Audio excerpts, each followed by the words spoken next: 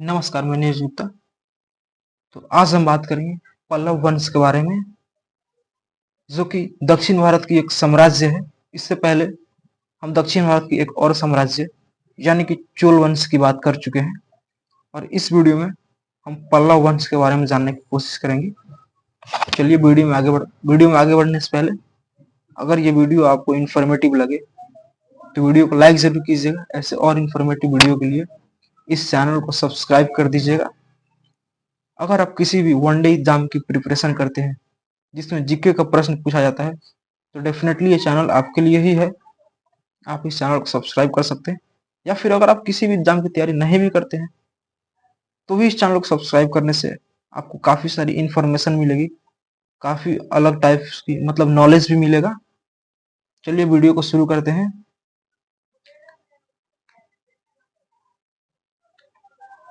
सबसे पहले दक्षिण भारत का इतिहास अत्यंत समृद्ध और विविधतापूर्ण रहा, ये तो आप लोगों को पता ही है। यहाँ अनेक राजवंशों ने शासन किए हैं, काफी सालों तक शासन किए हैं, जिसमें से पल्लव वंश का स्थान विशेष है। पल्लवों ने 3री शताब्दी से लेकर 9वीं शताब्दी तक शासन किया और कांचीपुरम को अपनी राजधानी बनाया।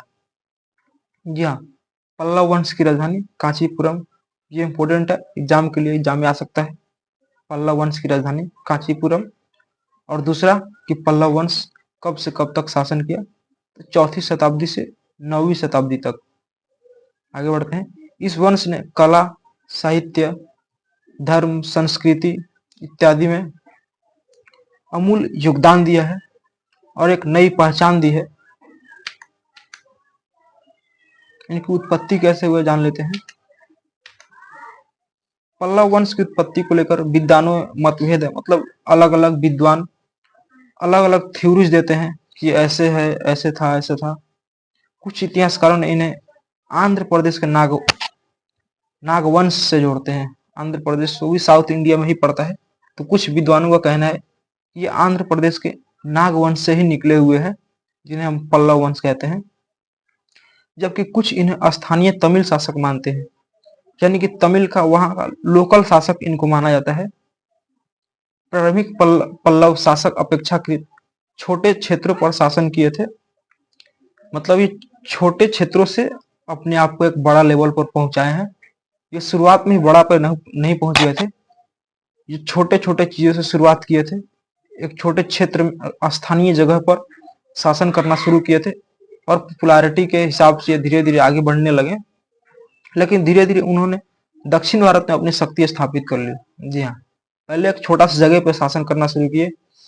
जब इनका शक्ति बढ़ने लगा, ये फेमस होने लगे, तो ये धीरे धीरे दक्षिण भारत ने पूरा दक्षिण भारत को बना लिया अपना साम्राज्य। सिंह विष्णु का शासन। सिंह विष्णु 575 से 600 ईस्वी तक लगभग शासन किए हैं, और ये पल्लवों का वास्तविक साम्राज्य है, संस्थापक हैं। मतलब यही जो थे पल्लव वंश का स्थापना किए थे, इनको ही पल्लव वंश का संस्थापक माना जाता है। और ये कांचीपुरम को अपनी राजधानी बनाए थे और साम्राज्य का विस्तार किए, यानी इनके टाइम में ही साम्राज्य को विस्तार मिला, साम्राज्य काफी दूरी तक फैल गया।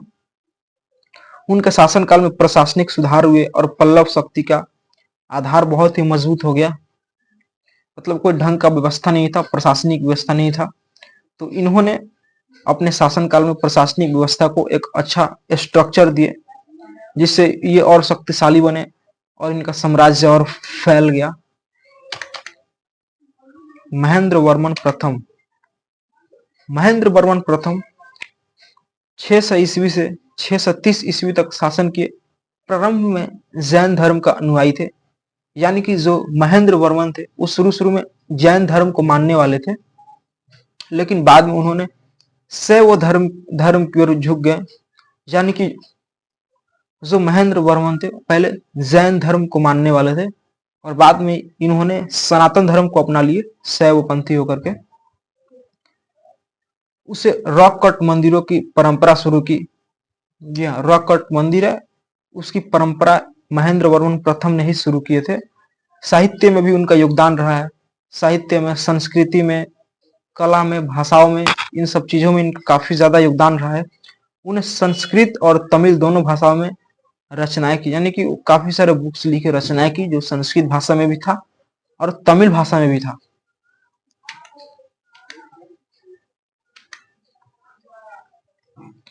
नरसिंह वर्मन प्रथम, नरसिंह वर्मन प्रथम जो थे वो 630 ईस्वी से 668 ईस्वी तक पल्लव वंश का राजा रहे। उन्होंने शासन किए। पल्लवों का सबसे प्रसिद्ध शासक थे। जी हाँ, पल्लवों का सबसे प्रसिद्ध शासक नरसिंह वर्मन प्रथम थे। ये भी क्वेश्चन आ सकता है कि पल्लवों का सबसे प्रसिद्ध शासक कौन थे। उन्होंने चालुक्य राजा पुलकेशिन द्वितीय को पराजित किया था। जी हाँ, चालुक्य वंश जो है वो भी दक्षिण भारत का ही है, जिसके बारे में हम आगे आने वाले टाइम में पढ़ेंगे। उन्होंने वहां के राजा पुलकेशिन द्वितीय को पराजित किए और महाबलीपुरम में भैरव मंदिर का स्थापना किए। उनकी सैन्य शक्ति और कूटनीति ने पल्लव साम्राज्य को चरम पर पहुंचाया। उनकी कूटनीति, राजनीति बहुत तगड़ा लेवल पे था।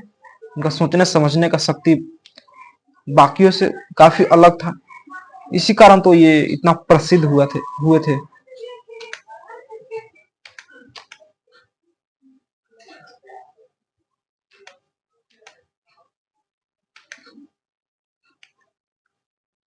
नंदी वर्मन द्वितीय के बारे में जानते हैं। नंदी वर्मन द्वितीय जो थे वो 710 ईस्वी से 775 ईस्वी तक साम्राज्य को स्थिरता प्रदान किए। उन्हें सांस्कृतिक संरक्षण किया और विदेशी संबंधों को मजबूत किया। उसके शासनकाल में पल्लव साम्राज्य को अपेक्षाकृत शांतिपूर्ण। आज के लिए बस इतना ही। मिलते हैं नेक्स्ट वीडियो में। वीडियो कैसा लगा कमेंट में जरूर बताइएगा। कुछ कारणवश आज पूरा पढ़ा नहीं पाए, कल इस पार्ट को हम जरूर लाएंगे। वीडियो अच्छा लगा तो वीडियो को लाइक जरूर कीजिएगा। ऐसे और इन्फॉर्मेटिव वीडियो के लिए हमारे चैनल को सब्सक्राइब जरूर कर लीजिएगा। Thank you. मिलते हैं नेक्स्ट वीडियो में।